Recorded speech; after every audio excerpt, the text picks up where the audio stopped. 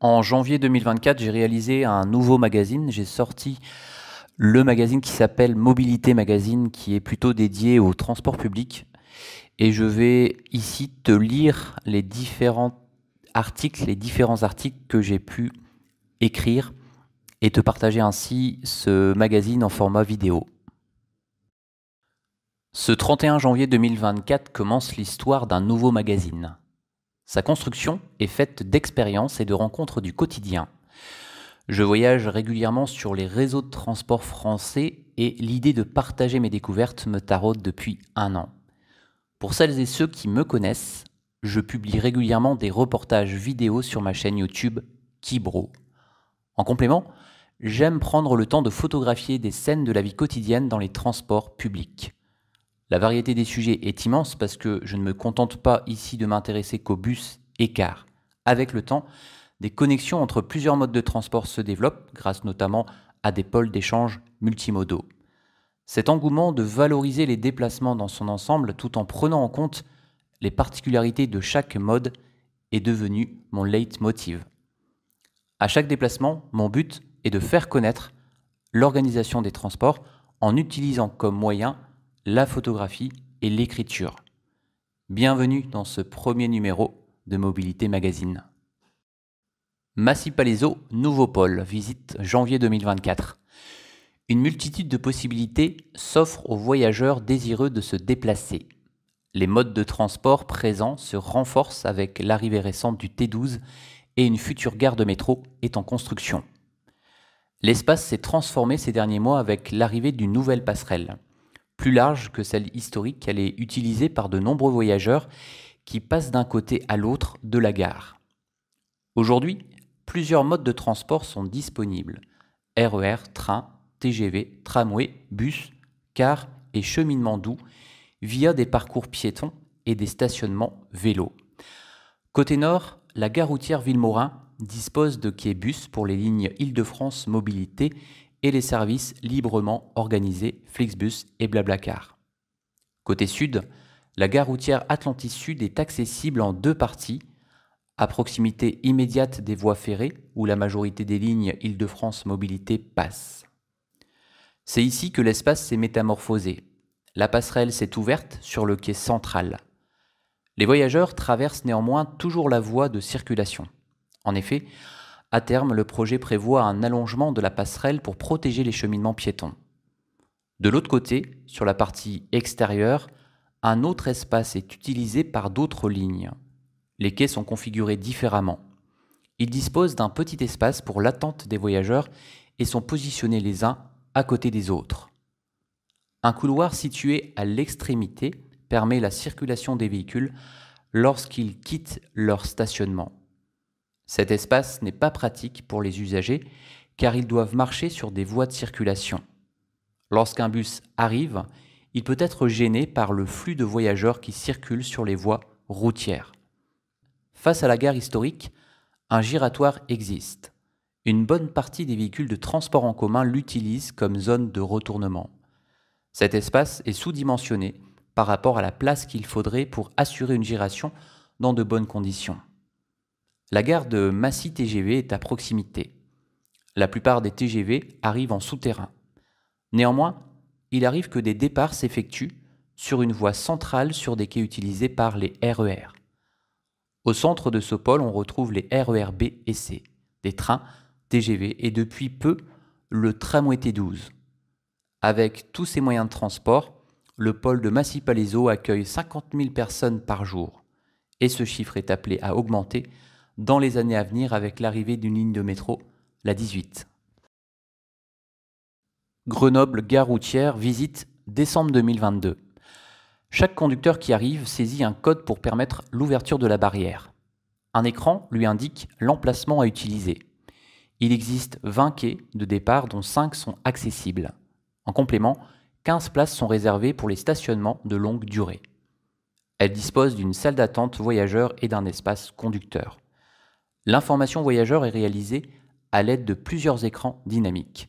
Ils indiquent les heures de départ, numéro de ligne, destination et quai d'affectation. Près de chaque quai, un support visuel à LED donnent les mêmes informations pour améliorer la communication. Des systèmes automatiques sont aussi disponibles.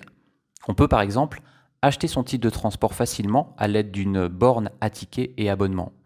Muni de la carte Oura, la carte de transport de la région Auvergne-Rhône-Alpes, il est facile de créditer ses trajets et de les payer avec une carte bancaire. La majorité des lignes qui utilisent cette gare concernent celles du réseau de la région Auvergne-Rhône-Alpes. On retrouve aussi beaucoup de services librement organisés, Flixbus, Blablacar, des lignes du réseau TAG Proximo et quelques autocars de tourisme pour des services occasionnels.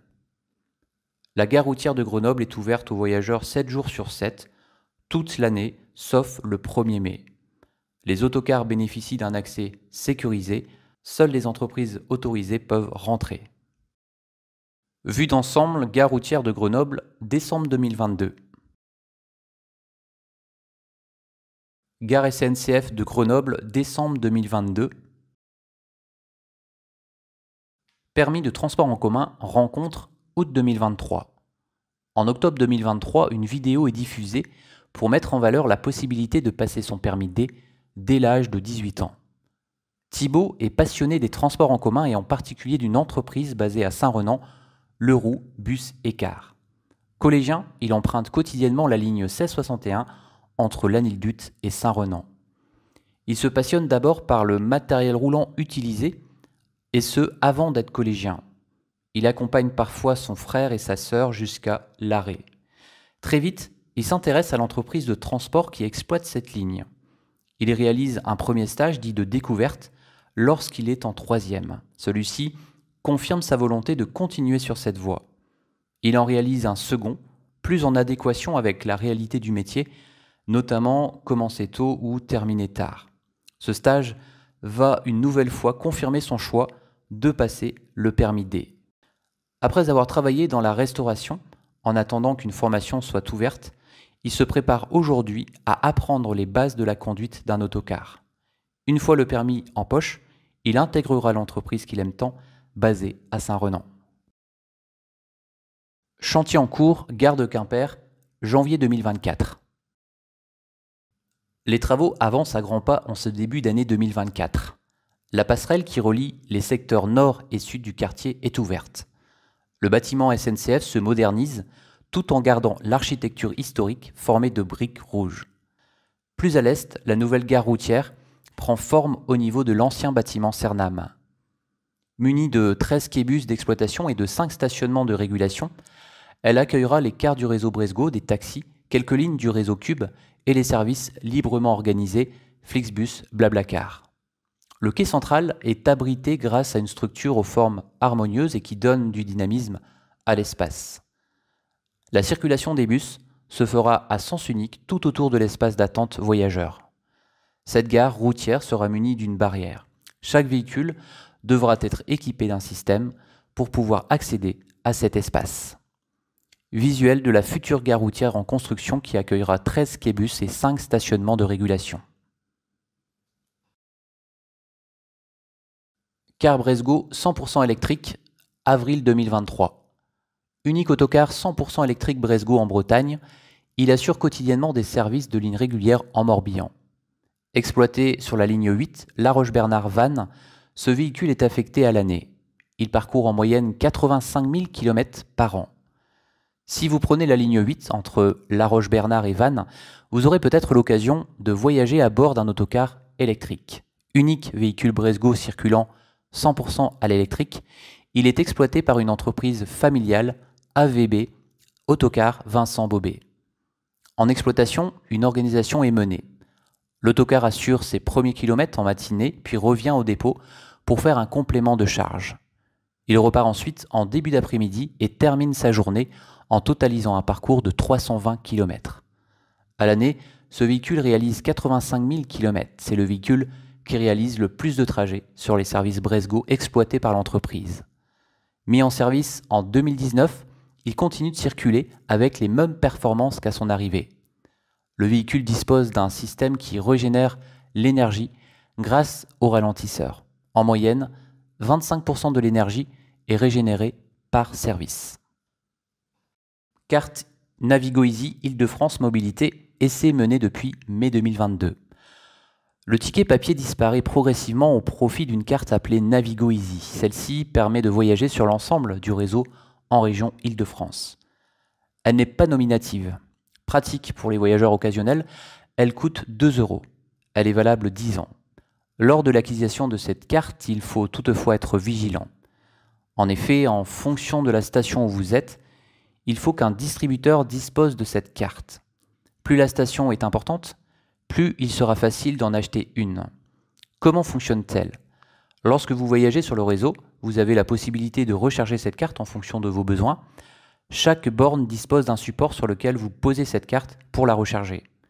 Vous sélectionnez ensuite le titre que vous voulez, exemple passe journée, puis sélectionnez les zones qui vous intéressent, 2 zones minimum et jusqu'à 5 zones maximum. Le tarif dépend de la zone sélectionnée, exemple 20,80 € pour un jour sur toutes les zones ou 8,65 € sur les zones 1 à 2, tarif observé en janvier 2024. À chaque voyage, il suffit ensuite de passer votre carte sur le valideur pour emprunter les services à disposition métro, tramway, train, RER, bus, car. Rennes, service librement organisé, visite août 2021. En gare routière de Rennes, 2 quais sont dédiés aux lignes Flixbus ou Blablacar.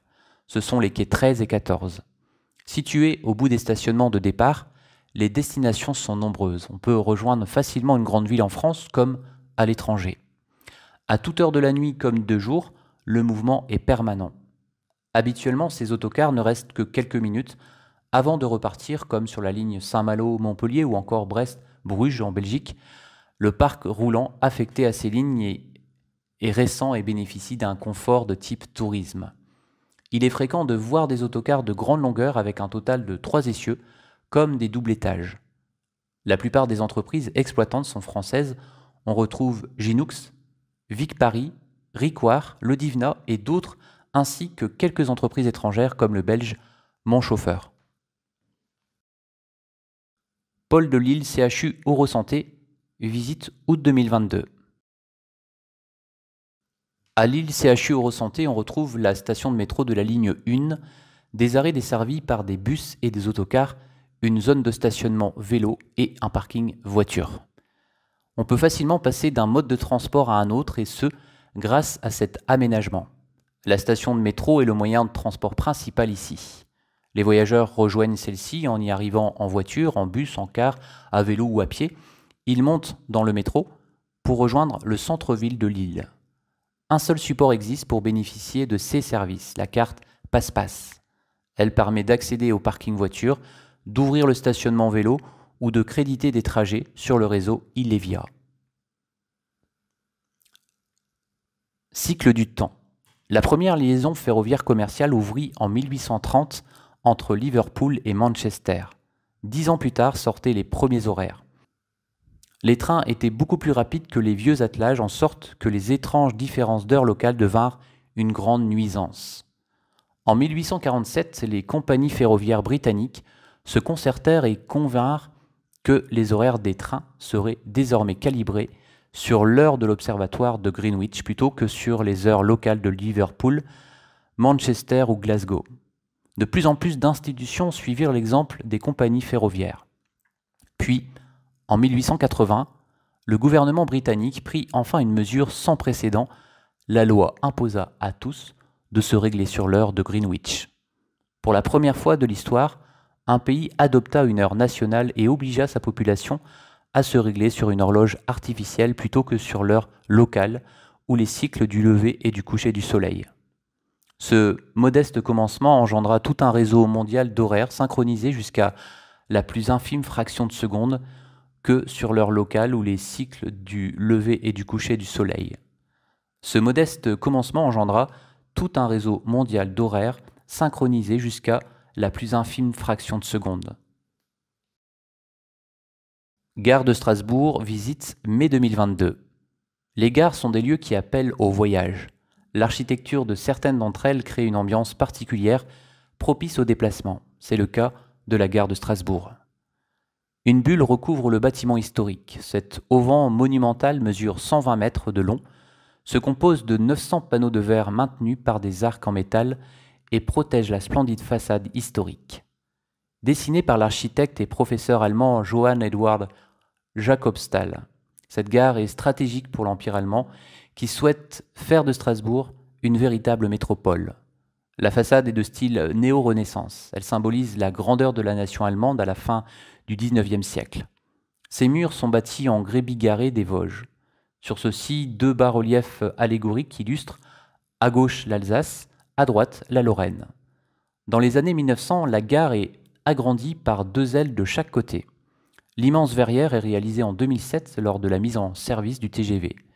Cette évolution permet d'augmenter la capacité d'accueil de la gare tout en modernisant ses abords.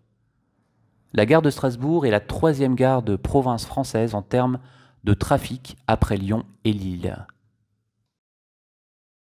Titre Bresgo, janvier 2024. À bord des autocars Bresgo qui circulent dans le Finistère, 3 supports sont disponibles à la vente. Le plein tarif coûte 2,50 €. Il existe un ticket moins de 26 ans au prix de 2 €. Enfin, le titre solidaire est vendu 1 €. Ces tarifs ne sont pas valables sur la ligne 31 Quimper-Brest car il s'agit d'un plus long trajet. Chaque support se différencie par une couleur différente. Noir pour le plein tarif, bleu marine pour le moins de 26 ans et vert pour le solidaire. Il dispose d'une bande magnétique pour permettre une validation sur le réseau de transport urbain Bibus Brest ou Cube Quimper. En effet, le voyageur dispose d'une correspondance gratuite d'1 heure sur ces réseaux. Dans les autres départements bretons, les tarifs sont identiques, sauf cas particulier des lignes longue distance comme la ligne 7 Dinard-Rennes. Néanmoins, les supports sont différents. Saint-Quentin-en-Yvelines, visite juin 2023. Cet espace dispose de connexions entre le TER, RER, bus, autocar et ligne SLO, service librement organisé. Il est aussi possible de stationner son vélo grâce à un système fermé et abrité.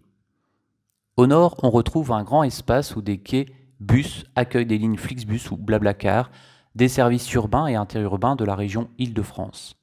Au centre, les voies de chemin de fer sont accessibles via des ascenseurs ou des escaliers pour emprunter les lignes de train RER, TER.